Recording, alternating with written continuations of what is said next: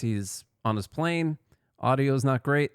Here we go. Potentially taking these equity stakes. Have you spoken to Sam Altman or any No, other there's a concept out there. There's so much money and it's so big that there are concepts where pieces could be given to the American public, where the American public essentially becomes a partner with the companies. And I will tell you, yeah, I have spoken to all of them. There's something very interesting about it, where it almost becomes a partnership with the American public.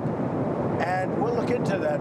We are looking. I actually have a meeting scheduled in the very near future with, did you know that, with all of the companies, and we're talking about it, where the American people can benefit from the success of AI. And by doing that, they're going to like it better. Because we're leading China, we're leading everybody in the world with AI, and we want to keep it that way. It's probably the biggest industry maybe that we've ever seen. Which companies in the meeting? All of them. All the big ones, yeah. All the big ones. They're all coming to the White House probably next week. And is the idea that that would be dividends for the Americans? I don't know. We're going to see. I mean, we're going to see. Sort of, it's like you make them a partnership in this revolution. It would be a beautiful thing, and it would make them rich. Senator Bernie Sanders proposed this 50% managed public-private partnership. Well, I've been talking about it for the last year, but when Bernie Sanders lost, you know that I got many of his people. They voted for me because we are on an economic plan, as far as economics is concerned. We have certain things that aren't that far apart. People are surprised. But many of you, if you'll take a look, many of the people that voted for Bernie Sanders, when he was no longer there to vote for, they went to me. I picked up a tremendous amount of his voters. So I wanted to go through just a few questions I had on this and a few things I wanted to answer. First off, y'all, there's so many reasons this is a terrible idea.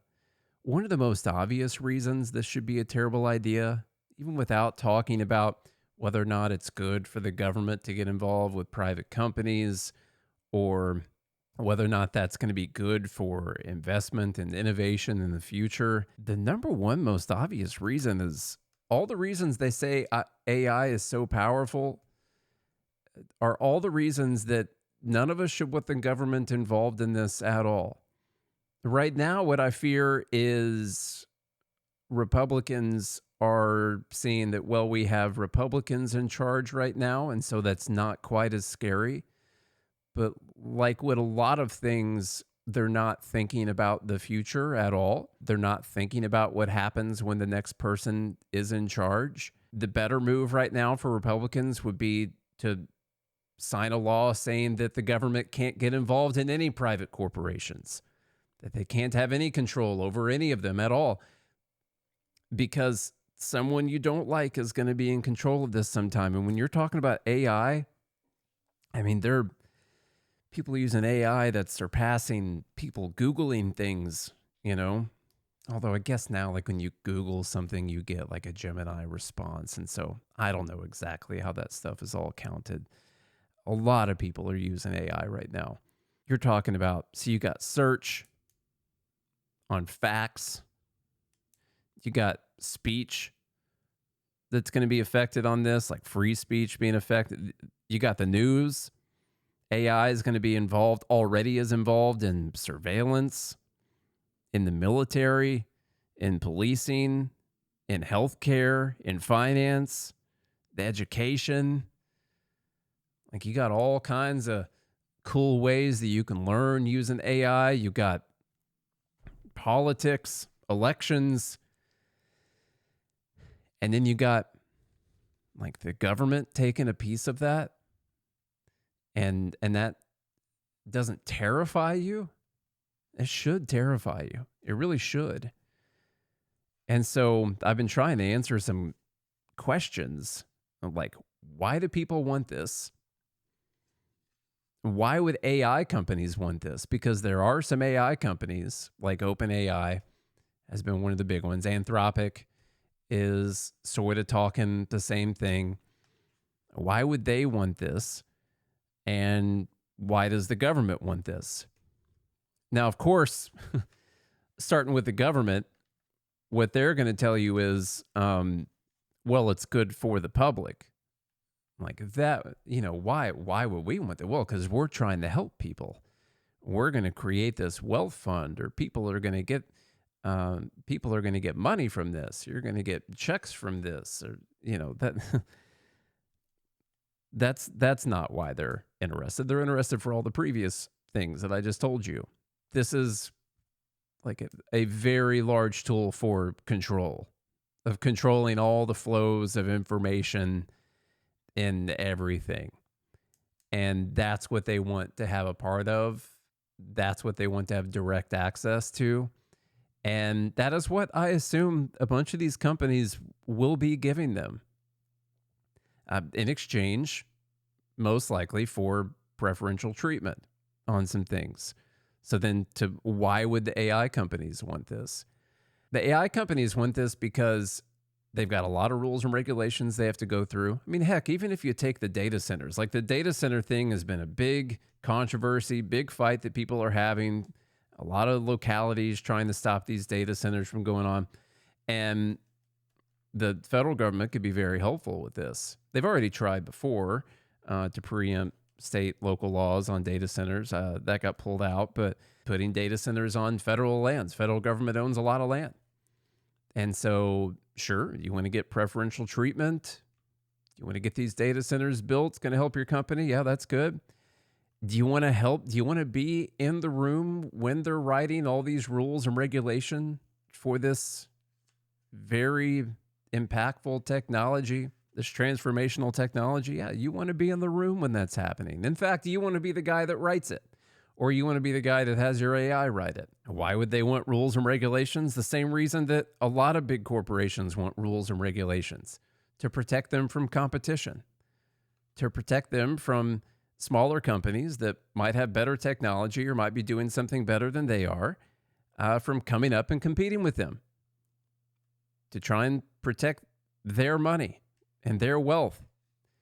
And that's eventually, once you get the government involved and they've got, I don't know, whatever, Bernie's talking about a sovereign wealth fund or some kind of wealth fund, so we can use that as an example. Like, well, the government's going to want to protect that as well. These are the companies they have a portion of ownership in. They've probably taken that wealth on paper and they've sold bonds and they've got new debt based on that. And so they're going to want to protect that as well. So they don't want to affect the wealth or the value of the companies that they've got a percentage ownership in. And they're going to get preferential treatment. They're going to get government dollars. Other companies that they don't have partial ownership in, they're not. And so, yeah, the AI companies, they take a look at this and they see, well, actually the easiest path to success for us, given how big and powerful the government is and how much kind of popular support there is for the idea right now, like maybe we want to give in and give away some parts of our company for this, Why do people want this? Well, one of the big reasons they want this is because they've been told now by many politicians that they're going to have some kind of control over it, that it's going to be a partnership with the public.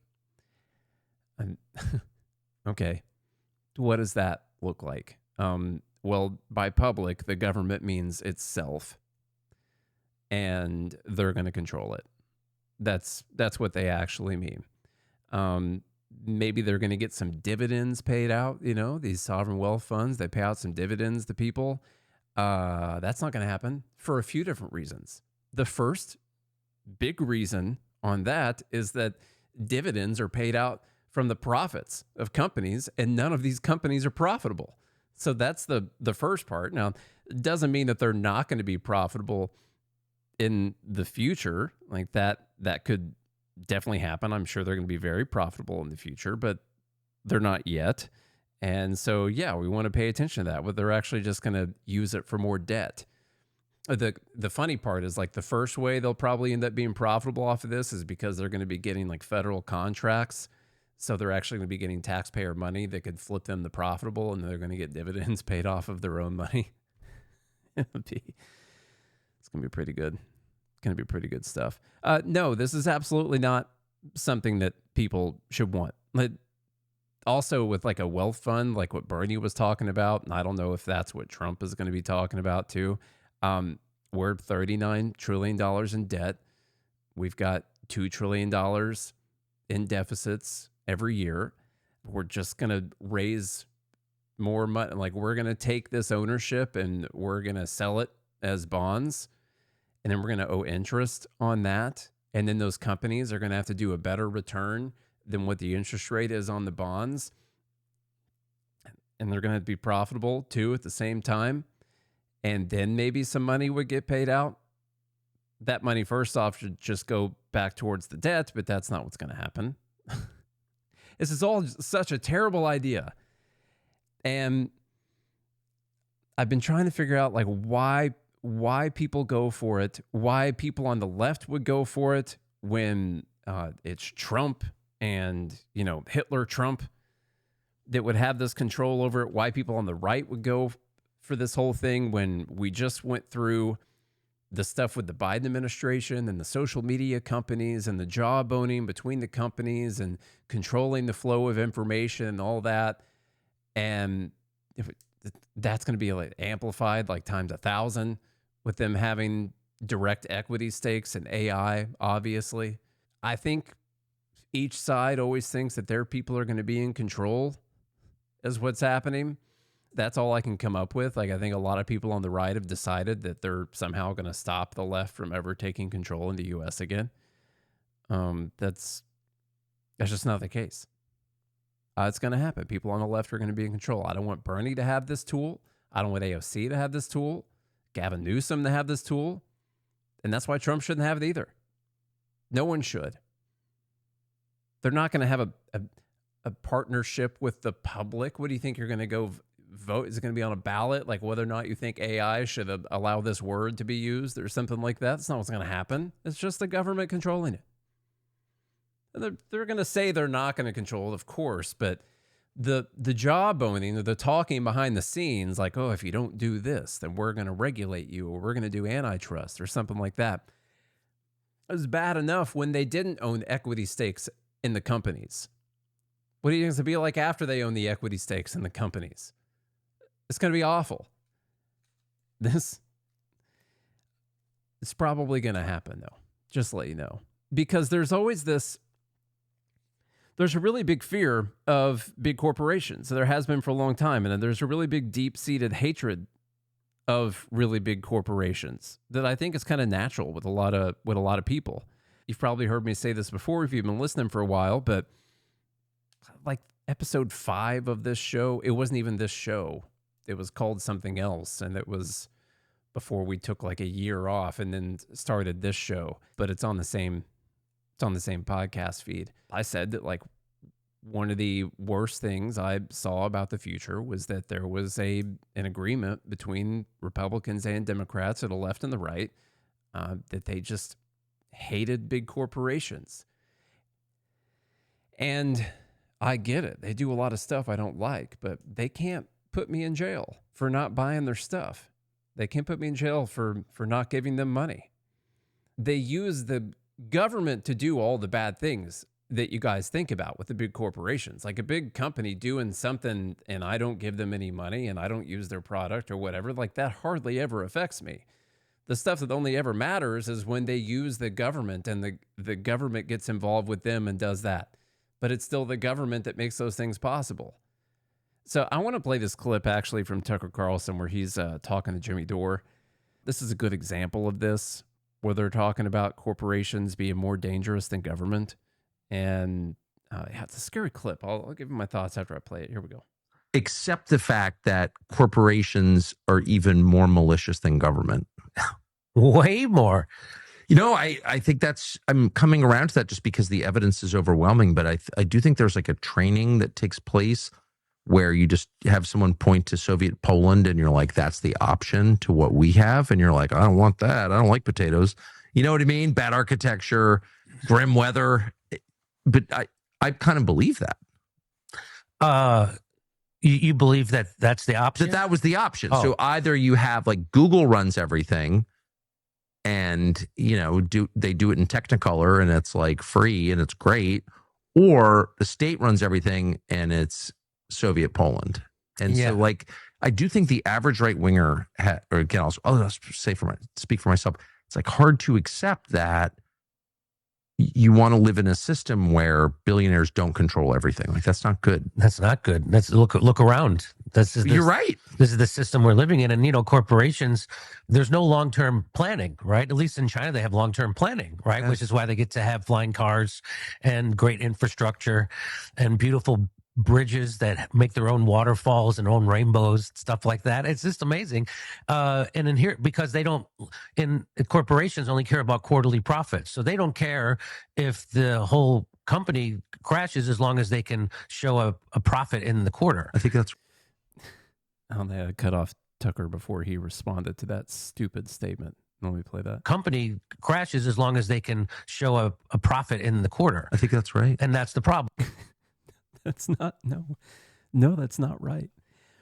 It is true that there is probably an issue with us doing like quarterly profit statements. Like that's something that a lot of companies pay attention to, and they'll make a lot of decisions just to make the next quarter look better.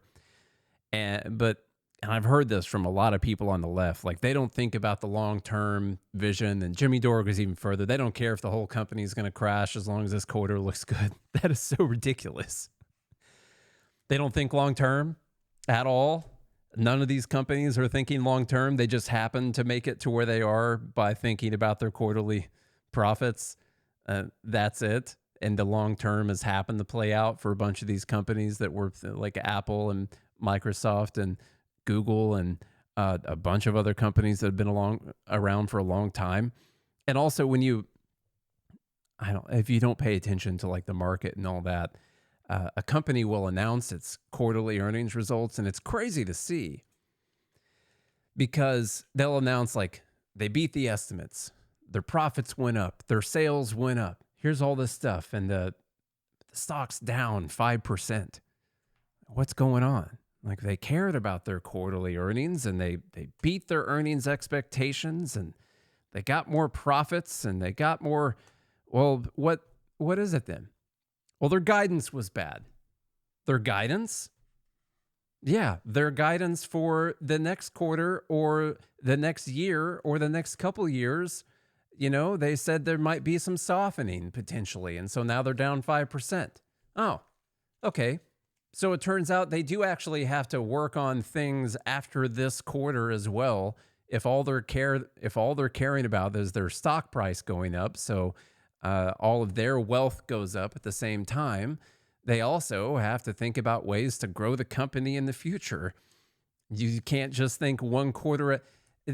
If you say it out loud and you think about it for 2 seconds, is it possible to have a corporation that's been around for 50 years and you only ever consider one quarter at a time?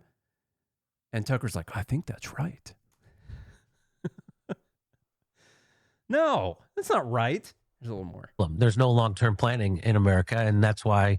And I also have a firm belief that, like in California, they spent $24 billion to try to fix homelessness, and none of it just got worse.